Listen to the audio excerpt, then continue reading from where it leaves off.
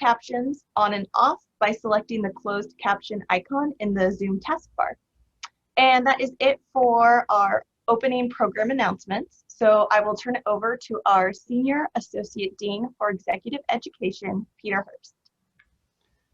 Thank you very much, Jacqueline, and hello to all of you. Good morning, good afternoon, good evening, wherever you are in the world. I see we have an incredibly international group logging in today. That's fantastic to see. Thank you for joining us.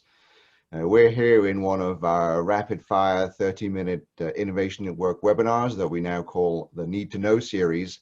And I'm absolutely delighted to be joined by my colleague, Michael Schrage, who is a research fellow at the MIT Sloan School of Management's Initiative on the Digital Economy. Michael has a fascinating background, including spending some amount of time as a journalist before becoming a researcher. Oh gosh, you're killing me now, Peter, thanks. But that's actually still, in my view, a positive thing, because Michael's ability not only to generate these incredible insights, but also to communicate them very powerfully to all the rest of us is really a special talent. And so we're really fortunate and really delighted that you're here to join us today, Michael. In today's webinar, Michael's going to be talking about some ideas that relate to some work that he has published, but I believe that we're going to have some new thinking in this as well, which is always really a delight to be the first to hear some thinking from our faculty here at MIT. So with that, I'd really like to just move on and hand over to you, Michael. Actually, we're getting a little hint of what that book is, but I know that we're not going to particularly focus on that. So with that, Michael, if I may, I would like to invite you to explain to us what you're going to be sharing with us today. Thank you so much for that very kind introduction, Peter. And it's been a pleasure working always with the executive ed folks. I mean, the people who self-select in to participate in these classes and communities has always been both intriguing and provocative. And I'm not being modest at all when I say that the amount of learning I've done participating and teaching and facilitating some of these sessions has been remarkable for me. MIT attracts very, very sharp, very, very curious people. You know, I mentioned the book on recommendation engines from MIT Press. This is kind of what the book was about. And I'm not going to recapitulate or summarize and synthesize the book per se, but there's certain themes that I really came away with in the course of doing this that really transformed my own perception on the value of advice, the value of recommendation, and the value of technologies that improve the quality of advice and recommendation. The insights that I got from behavioral economics around choice architecture, as many of you, if not most of you, are familiar with the book Nudge by Sunstein and Thaler. And of course, Thaler was a Nobel laureate in economics, 2017. Before that, Daniel Kahneman, who wrote Thinking Fast and Slow, I had the opportunity to work with. You know, he and Kahneman and Tversky, pioneers in prospect theory and cognitive heuristics. I'm very interested in network effects and machine learning. Recommendation engines very much are the technical and conceptual synthesis of network effects and machine learning. Everybody, literally everybody, is familiar with and or interacts with, or God forbid, have your family members and children and teenagers interact with TikTok, Netflix, Amazon, GitHub, Google, Spotify. You know, people talk about born digital companies. Increasingly, what I observe, or what are organizations I would describe as born recommenders. That is to say, recommendation, the ability to computationally generate advice is key. And I think what we're going to see more and more of are organizations using advice to transform the way they manage their own people and processes. Can I ask you to advance to the next slide, please?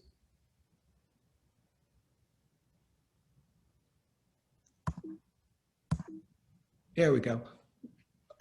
No, I think that's a little too soon. Although feel free to post questions in the Yes, Q&A as we go, because I'll be reviewing those, and we can put some of them to Michael in a little bit. So can we go to the earlier stuff? There. I think you wanted to keep going forward, Laura. There we go. Okay. And my apologies, so that was the question. I do look forward to the question. So, you know, as is often the case in quasi-academic presentations, you offer advice about advice. And let's go back to the classics. Let men be wise by instinct if they can, but when this fails, you know, you confront things by wise by good advice. Let's go to the next one. And this is from Edna St. Vincent Millay. Glad I paid it so little attention to advice, but I might have been saved from some of my most valuable mistakes. And the last one, and from Goethe. To accept good advice is but to increase one's own ability. And that's really the core of what I'd like us to be discussing today. Not how do we go to class or get trained to build our capabilities and improve our knowledge, but what role should advice and recommendation play in self-improvement and in how we guide and facilitate others? I am very interested in the nature of advice and the future of advice as a key lever for influence, self-discovery, and influence. And just to take your own temperature on this, I'd sort of like to begin with our first question on that, a polling question, if you don't mind.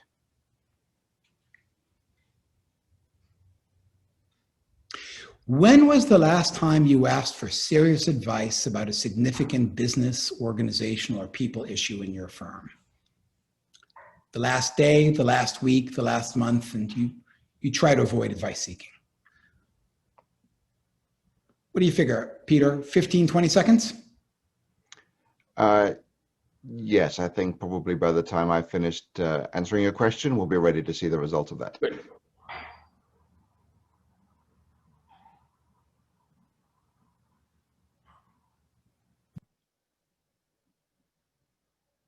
Okay, so let's close the poll and take a look at what you all said.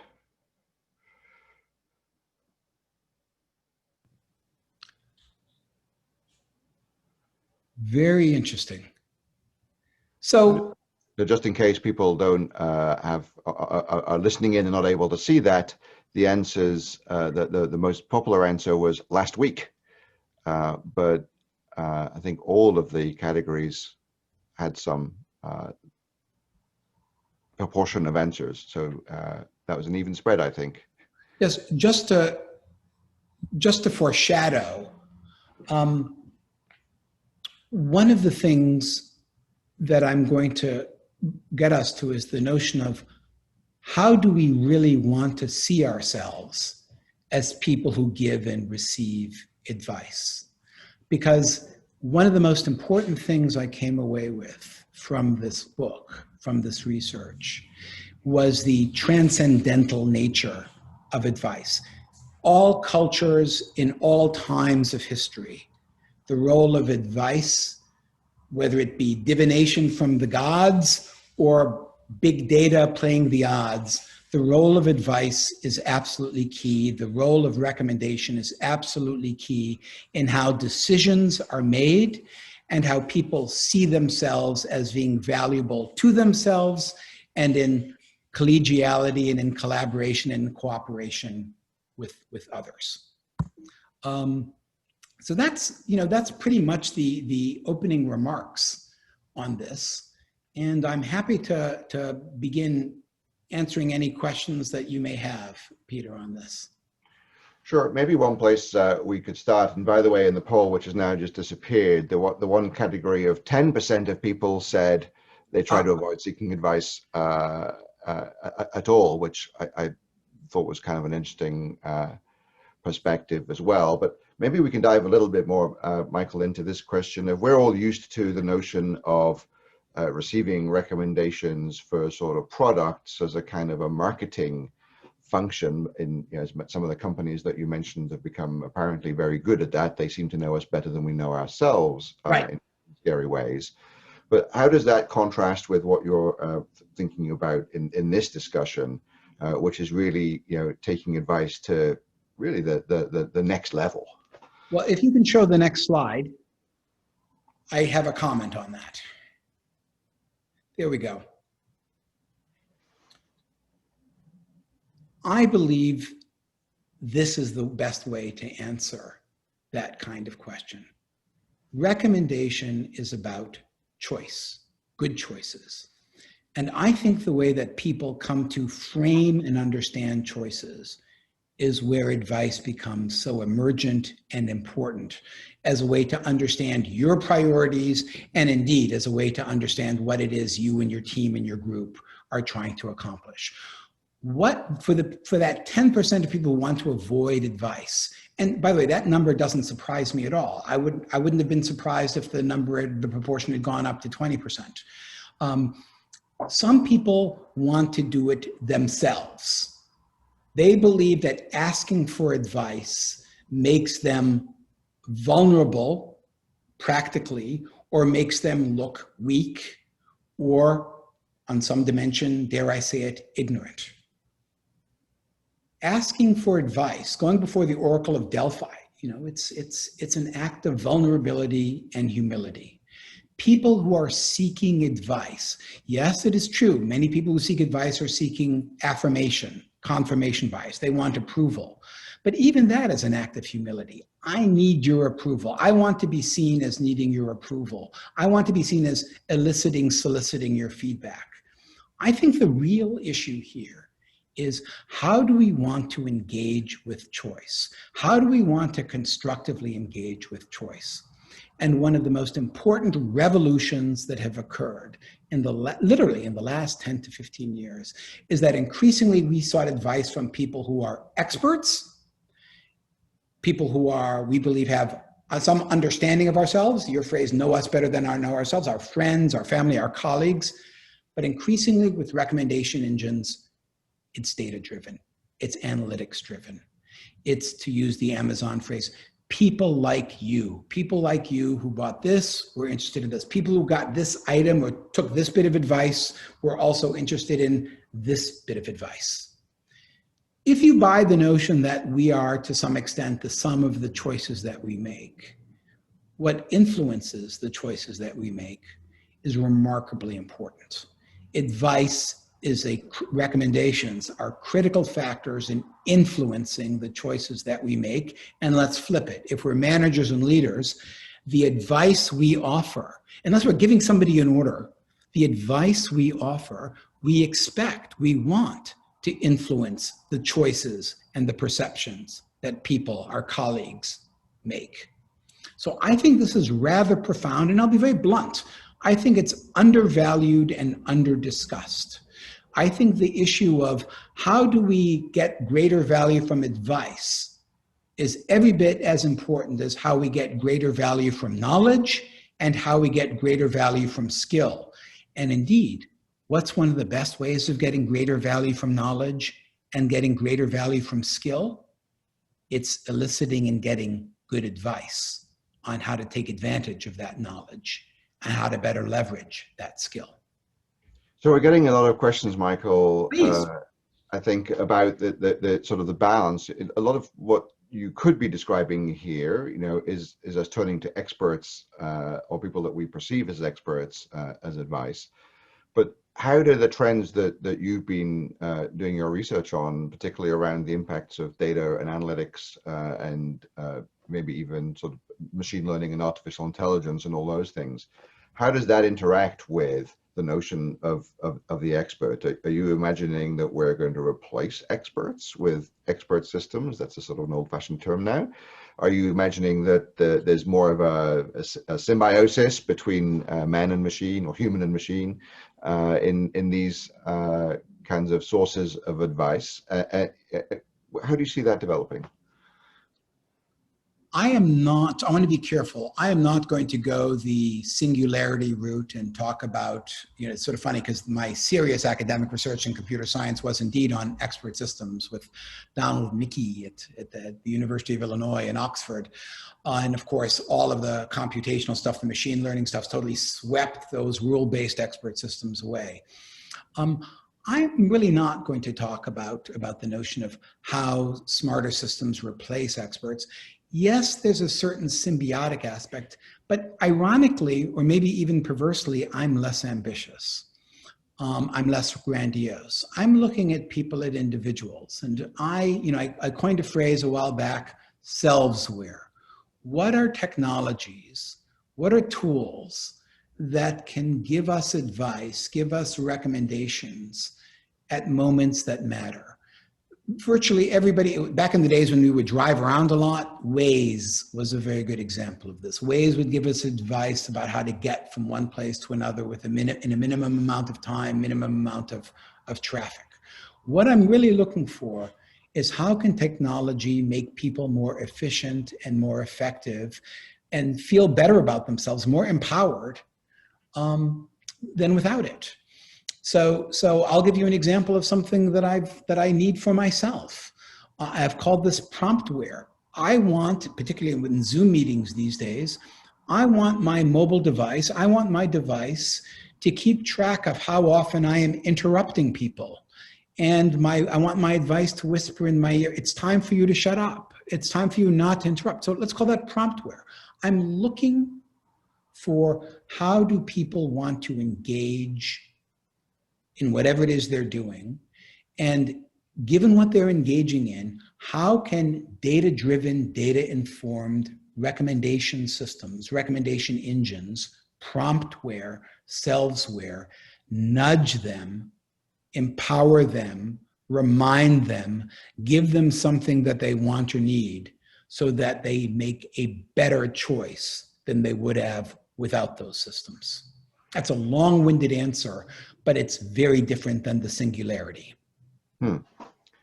Importance of human-centric thinking is really looms large there. I am a fan of human-centric thinking. I do believe that at some point in the future, people will send their avatars and robots to go to MIT executive ed, professional ed, and Sloan School classes. But until such time that happens, I believe that technologies that can capture data and give advice based on things, maybe we can call that cheating, I don't know, but capture and give people advice, I think that's very, very valuable, and that's what I'm pushing. I am pushing human-centric recommendation engines.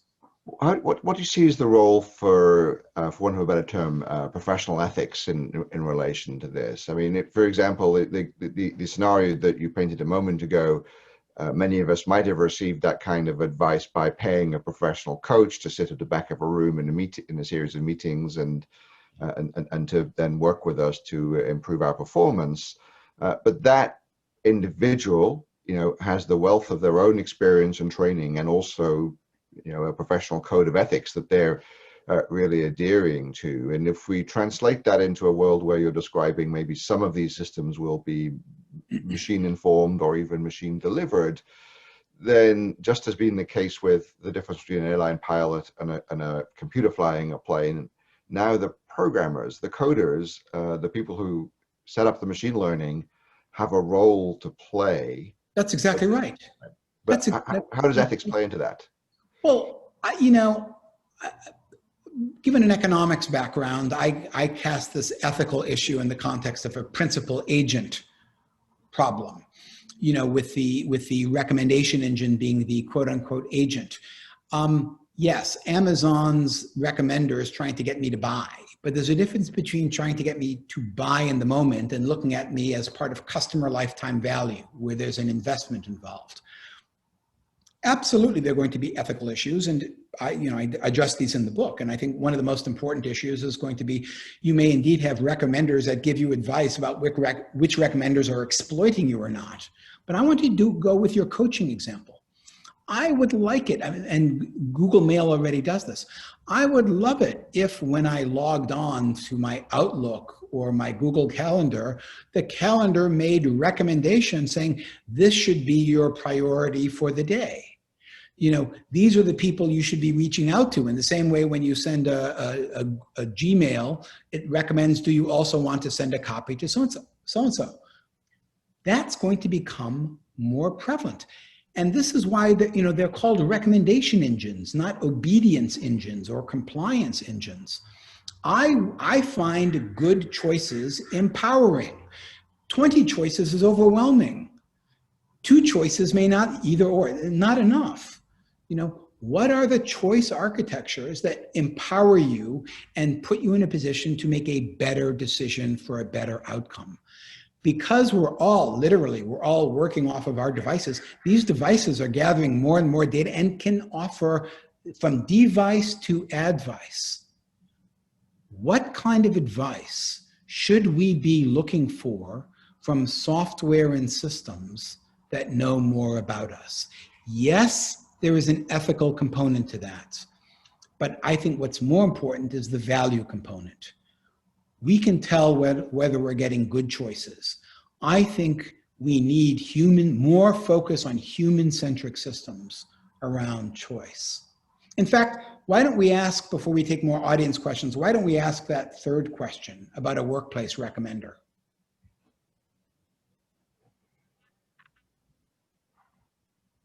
If you had a workplace recommendation engine with technical quality, commensurate to a Spotify or an Amazon or a Netflix, I would have said TikTok, but I bet this crowd skews old, to prioritize your calendar and your schedule, would it be very valuable, helpful, nice, irrelevant, and in honor of Peter's ethical concerns, threatening?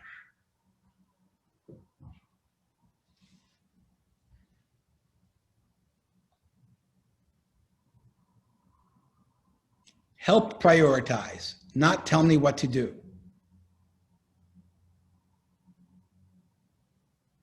Okay, let's just give it one more second and then maybe we could take a look at the results, please, Lauren.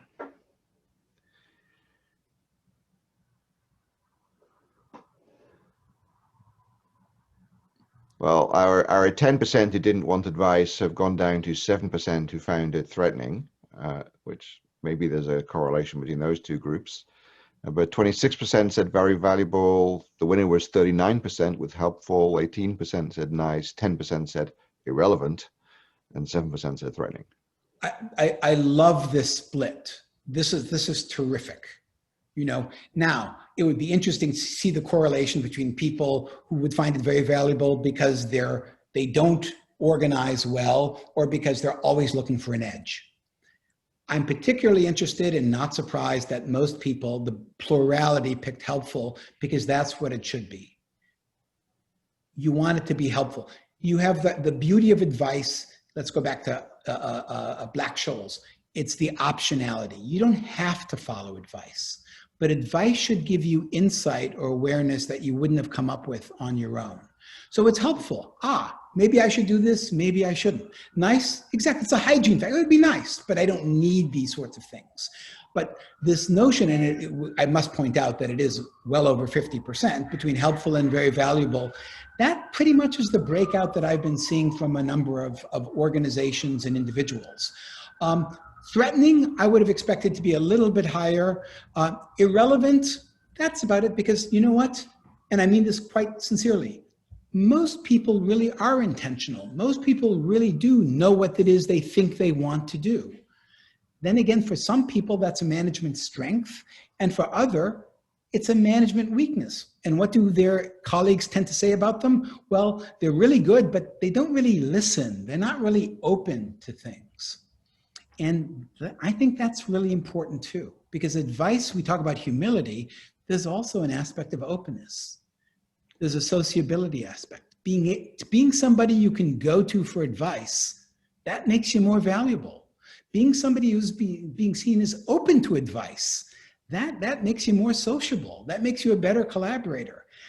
Increasingly, I think a lot of the advice that we get from our friends is informed by some of the searches that they've done on Google and advice that they've gotten from other media and platforms. Salesforce.com. I think that's the new normal.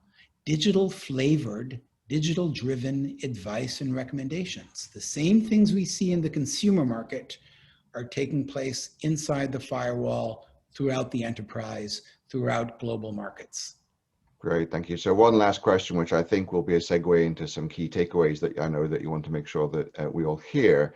I think what you're describing is also potentially a world where there's advice about advice, and there's an overwhelming amount of it as well. Yes. In your takeaways, you could just help leave us with some thoughts about how to find our way through that jungle of advice. Should we go to the takeaways? Sure. The key, these are 5, and I just want to, I'm going to ask people to use this as a way to look at themselves. The first is avoid the optimization trap. And this is why I kept stressing choice. The original son, I took a lot of OR, operations research, when I was in school, and everybody was looking for the objective function. How do we optimize the objective function? In other words, there's a right answer. Advice is not about the right answer. It's not about the best choice. It's about the best choices. Don't give somebody the best advice. Give somebody the best choices that you can. Number 2, avoid the compliance trap. And this ties directly into what I referenced less than 5 minutes ago. They're recommendation engines, not compliance engines. The purpose of advice is not that it be followed, is that it becomes relevant signal to inform decision, to inform choice. If people don't follow advice, if you don't follow advice, that may not be a bad thing. It may be a good thing, but there's a difference between not following and ignoring. But the purpose of giving somebody advice is not to have them do it, because then it's not advice, then it's an order. I take self-introspection seriously, self-awareness seriously. We asked that opening question. I think it's important to monitor the advice you seek, select, and reject. Are you asking advice more on people issues, technical issues, personnel issues, customer issues, time management issues? What's the nature of the advice you seek? What's the nature of the advice you select? Why do you not follow it if you're seeking it? I think those answers are going to be very revealing. And at the same time, who seeks, follows, or avoids your advice? If nobody comes to your advice, I will tell you, I would consider that a market signal. If nobody comes to you for advice, or, forgive me, only incompetent people come to you for advice, I think that's, I'll be blunt, I think that's part of your organizational or enterprise brand. I think it's good for your professional brand to be seen as a good engager around advice and recommendation. And that's my concluding point, which is, the whole notion of the brand of you. What is your brand? Well, what is the advisory brand that you have? How good advice do you give? What kind of people come? What is your market segment? What are your lead users of advice? Who never comes to you for advice? Who do you go to for advice? Who best informs and influences the decisions you make?